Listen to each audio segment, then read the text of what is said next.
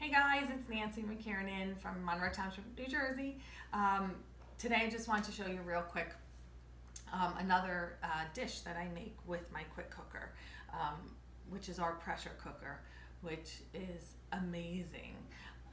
So I use this a lot, especially on those days where you are out all day or I am out all day, um, and I don't have time to cook dinner.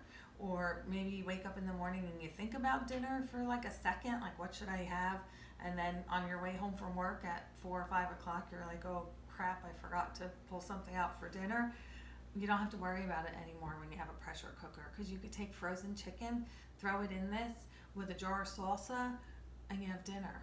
You could take our ceramic pot, put it on top, and cook rice in it. You have a whole meal. The chicken, the salsa, the rice. You want more veggies? Add a pepper, an onion, and garlic to it. An entire meal. Throw a can of beans in with the rice. Whole meal right in here. One of the things that I want to show you today is something that I do probably on like a weekly basis. I'm the only one that really eats spaghetti squash in my house. And if you cook spaghetti squash, you know that it's not the easiest thing to cut because it's hard. It's hard to get a knife through it. I can remember poking it, oh my gosh, poking it so much, and then putting it in the microwave. But then my microwave is running for like a long time, usually like 15, 20 minutes, and then I flip the spaghetti squash, and then another 10, 15 minutes. That's a long time to keep a microwave running, and it's not necessary. So, I know a lot of people say they struggle, they cut both ends off, then they cut it in half and take the seeds out, put it upside down on a pan and roast it in the oven for like an hour, hour and a half. That's crazy. I cooked this in about 12 minutes in my pressure cooker. It stopped about 36 minutes ago. You see that? It's on warm, so I know it's still hot, but once whatever is in here stops cooking, it automatically goes into warm mode to keep your food warm and stop it from cooking. Isn't that great? 16 pre-programmed temperatures. It's a no-brainer, you guys. It comes with a cookbook. Let me see if I can find it. You'll see. I like to show it because look how loved it is. I don't know if you can see. I mean, look, it's literally falling apart, right? Because I have used this so much with all these delicious recipes in here. Tons and tons. I'm not showing you. I'm showing myself the recipes. So all these great recipes, right? So it comes with this, right? So even if you don't have this one and you have somebody else's, get our cookbook. It's a couple bucks. Awesome, great recipes. But what's great about this too is like, you know, we're all over the internet and you may find a recipe and you're like, oh, I love that. That sounds so good. But it says high pressure chicken. I don't know what to do, right? You don't know what to do. So with our quick cooker, it's chicken. All I have to do is set it to the chicken button. It automatically knows how much pressure, so you don't have to worry about figuring out high pressure, low pressure. You don't have to do that with our quick cooker, with our pressure cooker. It is above and beyond anything else that's out there. You will be so happy with this.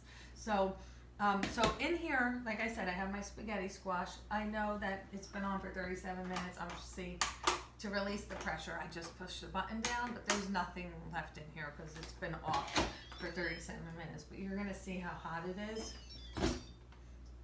Can you see steam, right? So it is hot. So you want to come closer, my love. The spaghetti squash is in there. So my little trick that I do is I put it on the rack that it's on. And I know it's probably still going to be hot. I do put gloves on. It's a little hot. So it's not that bad. So now I'm just going to take this out and put it onto my cutting board. Fully cooked, right? So you want to put it on the rack so it's easy to get out. The very first time I did this, I did not do that. So I really had to wait until I could get in there without burning myself, right?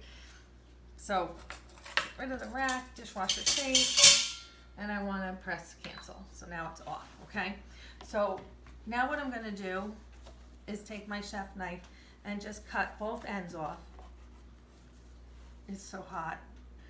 I normally will let this cool for a while before I even try to do this, but I wanted to show you guys. So I cut this in half as well. and just open it up. See that? Perfectly cooked. 2 pieces of spaghetti squash. I'm gonna take my scoop loop. Gosh, when this first came out several years ago, I thought I will never use this. It's the silliest thing. I use this for everything. Takes out the seeds of my pepper, plus all that yellow, white pith. You don't want that. You can hollow out cucumbers and zucchini and yellow squash, inside of the butternut squash, pumpkin carving. I use it for everything. It has like teeth on both ends and it is flexible. So what I'm going to do here is gently, because I don't want to waste any of the spaghetti squash, but I don't want all these seeds. Can you see that? So I'm just going to kind of move them out of the way.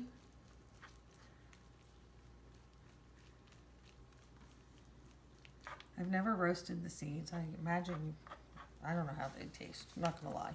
So now I'm gonna pick this up, and it's super hot. I'm gonna work fast into my batter bowl. And look, I just had to pour it in, but sometimes I might just take my scoop loop and kind of shred it. But look at this. So this is perfect. Eat it with your meatballs, your sausage. You don't have to give up your pasta, you guys. Have your spaghetti squash.